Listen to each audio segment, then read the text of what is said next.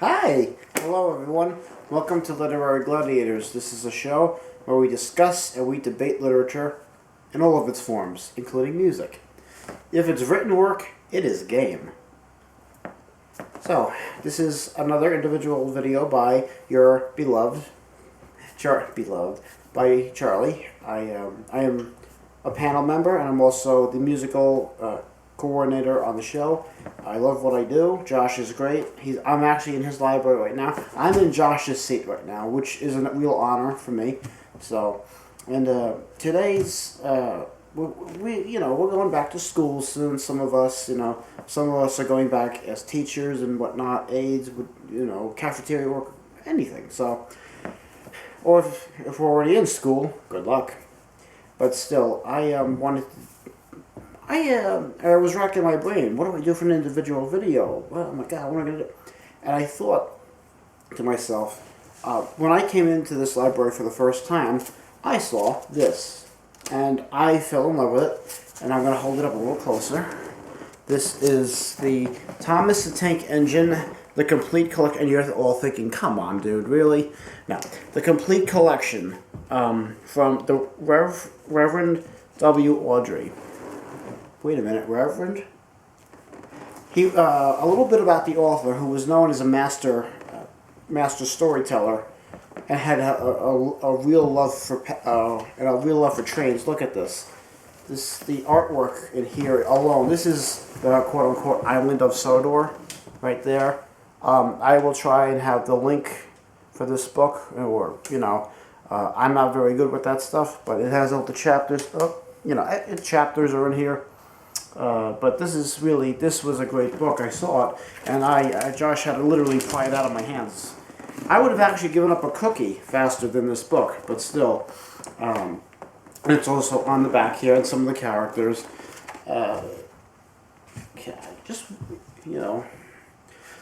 The show alone, is obviously now it's all animated, and it's like, it lost its luster for me, personally. And, but still, the man who set the stage... nope, that's not him. This is the... Yeah, there were a whole collection of people who worked on this book, especially. And right here, this is the gentleman who started everything. He's the one who got the ball rolling. And as I say, Reverend, because you'll see that in all the episodes, Reverend, he belonged to the Church of England, and he practiced his religion there, and I'm just going to, I'm going to say, it's safe to say that he got tired of preaching the same thing over and over again, so he decided maybe to become an author, and he has come leaps and bounds. You can tell in the book, the pages alone have a nice texture, and and the artwork alone is beautiful. That's who that other person was who created the scenery for this book. Anyway, life lessons with Thomas the Tank Engine. This is why I say we're going back to school, or we're just in the beginning phases of school.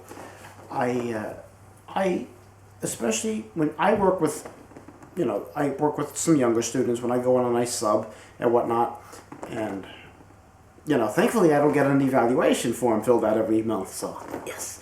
Still, some of these students, I can't say who and I can't say where, but some students are who are in these younger grades are into Deadpool by now. And I want to say to myself, first of all, what the heck is Deadpool? So I watched the trailer and I said, oh, okay. That aside, I figured talking about this every now and then with the little kids, and some of them really say, my dad used to watch that, and I say, oh great, because I graduated with the kid's father. No problem, but still, this book it's just excellent, and the life lessons you learn with Thomas the Tank Engine, in this one here, Percy, I'm just going to go through just for maybe like 3 of them. This one here, Percy's Promise, that was an episode which, Percy had to make a promise that he was going to pick up some children at the end of the day, and it started to rain and pour, the kids were at the beach, and of course the minister, or the vicar, as they would say over in Britain, the vicar took the kids to the beach, and then by tea time, they were already on the coaches, whatnot. They were getting on, ready to go. Starts pouring rain, so they had a great day apparently. And next thing we know, Percy he's like, ugh, and that's exactly what he said. I mean, and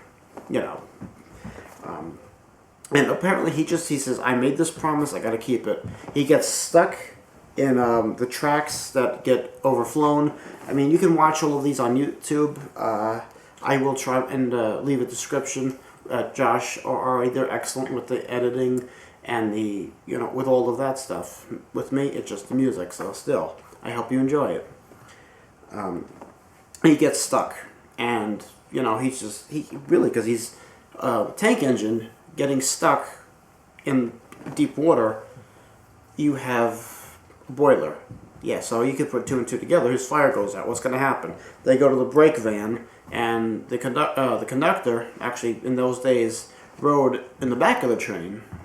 Still, I'm tangent city here.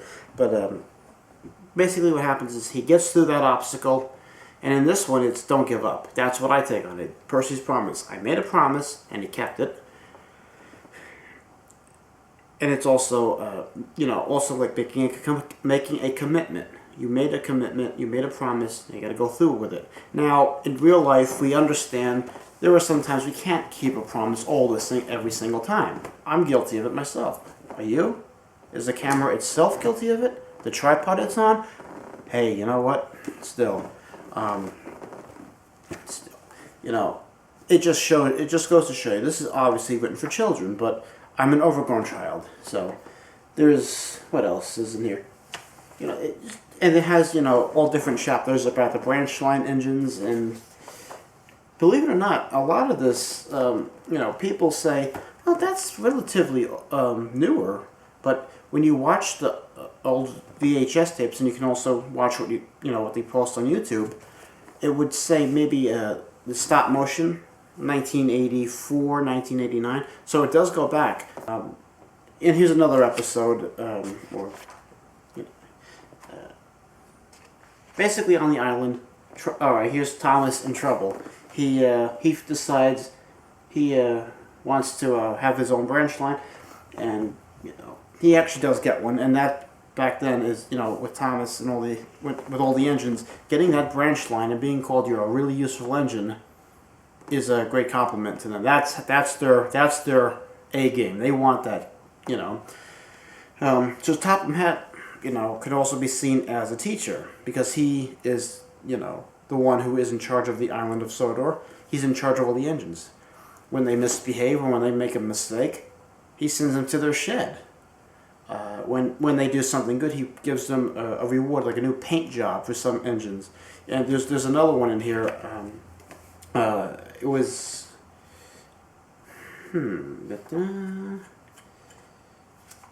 it was when James, he runs into some tar wagons. Why don't I make our lives easier here?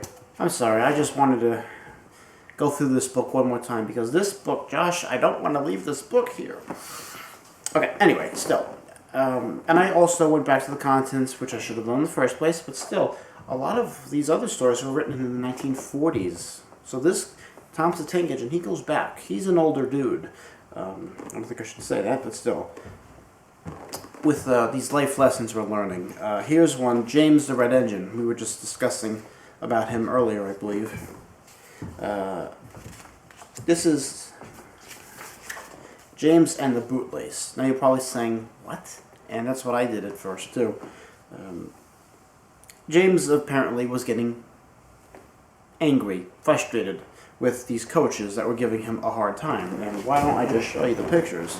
You can actually see the attention to detail, for one, in not just the stop motion, but in also this book alone. You can see the attention to detail, which I think, that stands out to me as well. So you can see here, he's got that face on, like he's mad. He's angry. He is just like, I don't want this. So, what happens exactly?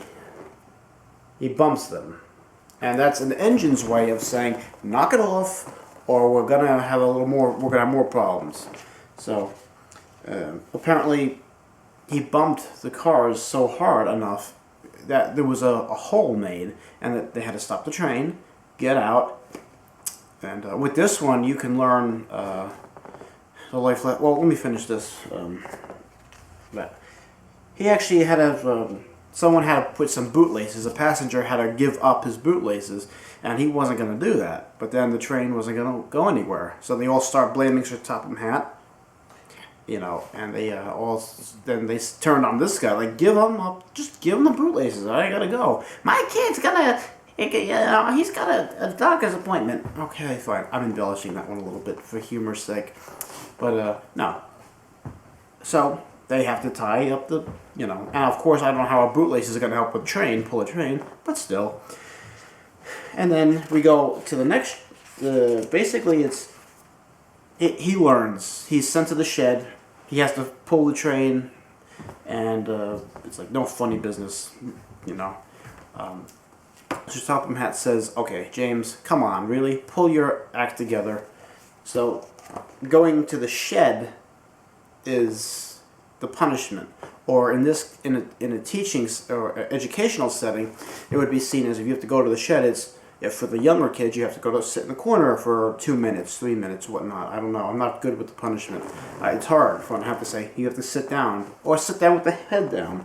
Okay, I'm preaching to the choir here. In my case, a band. You can also learn with that violence is never the answer, and that could also work for maybe the first, second, third, fourth graders in health class. I would assume. You wouldn't want to be teaching that to them in math class. But, because when James hits those coaches, what's happening okay? So we all have inference, we all know what I'm saying. Another one here, Thomas's train, when he starts, he's like, I don't get this is at the time, I don't think he had a branch line. So he was basically what they called shunter engines back in the day. They would just shunt the coaches, the cars, etc. In this case, he's let me see. Yeah, Gordon. He is what they call the proudest, the pride of the line. Right there, you have an ego problem with Gordon. He's a big, strong engine. He has a tender. Meaning there's two parts. I don't know. I'm not actually a good train buff, but anyway, Thomas gets annoyed. He keeps begging Gordon, let me just take this train. Let me take it. Come on. So right there you have that persistence. Also could be seen as negative, but also, like I was trying to say, that persistence could be from a student or whoever. It's like, no, I think I can do this. I know I can get to study as well. And of course, this might be in the upper levels, but we're not going to be saying that in high school, middle school, etc. But you could see, I think, the connection I'm making. I know I didn't study for this test, but I know the material. I had a late night last night. It was a family gathering. I wasn't out partying or getting, whatnot. And what happens? In this case, Gordon was coupled up to the train. Thomas was pushing the coaches back, and they did not, couple him. He just pushed gently with the buffers. And like I said, you can watch all of this on YouTube and whatnot. But Thomas gets a nice run for his money, shall we say. Somehow Gordon takes off and Thomas is stuck behind the train. What happens? Thomas found out the hard way it's going to be a little hard to pull a huge express line. And Gordon pulled maybe 3 or 4 of them a day. I don't know exactly, but Thomas, he got tired of the small jobs. So he wanted to see what it'd be like to be a show-off. And that's another inference I came up with. That's another way of seeing it. He comes off as that cocky, arrogant show-off. And then what happens, he has to, basically, if he was a human, he would have to be limping home back to the shed. And that's because he got stuck along the ride. And then he found out what hard work really was. So there is that negative aspect to it, but there's also a positive aspect. There's the persistence, but there's also the cocky, arrogant stuff. You know, I might be drawing the line at that one, but still. With Thomas the Tank Engine, he's great for all ages, personally, from 0 to the rest of your life, personally. This book, I wish I had glue in my hands and say, oops, it was an accident, but no. You know, of course, there's another one when Thomas, he doesn't want to wear his snowplow. He thinks it's silly, and he gets stuck in a snow. And that's actually a real classic episode. It's how they did that was, you know, still. And he gets, you know, he's stuck in a snow pile, and he can't move. So he has a tractor help him out, and that episode is called Terence the Tractor. So you can, you know, like I said, I own no credit for Thomas the Tank Engine or its affiliates, blah blah blah, etc. But I do. I also wanted to just say there was a show back in the late 80s, early 90s, Shining Time Station, and that's what I was watching when I was little. I wasn't watching Ninja Turtles and Barney and what? Yeah, but still. I had to think on that one. You know, I was into this because this is my father. He likes trains a lot, and he got me involved with it. And right then and there, I fell in love because Thomas. Everybody can relate to Thomas the Tank Engine. So, and that's if I was to rate this book, as Josh would say, on a scale from 1 to 5, I'm excluding the half star because I have that almighty power right now. This is my own video. I can do what I want. Just kidding, I can't. There are laws, you know that. I would give it a 5 star. And being that I said I can do what I want, I'd give it a 6 star because it's just so well written. And the author also, before each chapter, he addresses his readers as friends. And this man was, like I said, he belongs to the Church of England, and you can read all about his life in the biography, I think it's in the very beginning of the book. That's normally what that would be about the author. Well, sometimes it's in the end, but there's a foreword to it, you know, and he addresses himself as the author, so, but still, I think he did an excellent job connecting, and also I learned some life lessons sometimes to Tank Engine myself, so I'm not afraid to say it. So, for those going back to school, have fun, good luck, you know, don't take all the fun out of it, enjoy, have that fun, you know, but work hard, study hard, do your best, and that's exactly what you will learn in this book. All work and no play makes somebody very miserable. And you'll apparently put a hole in some trucks or coaches, but not. But still, 5-star rating, 6 if I could, but just do your best and enjoy. And if you haven't already, like, subscribe, comment, whatever you want. You know, I will try and get back to you within a reasonable amount of time. And for now, keep reading.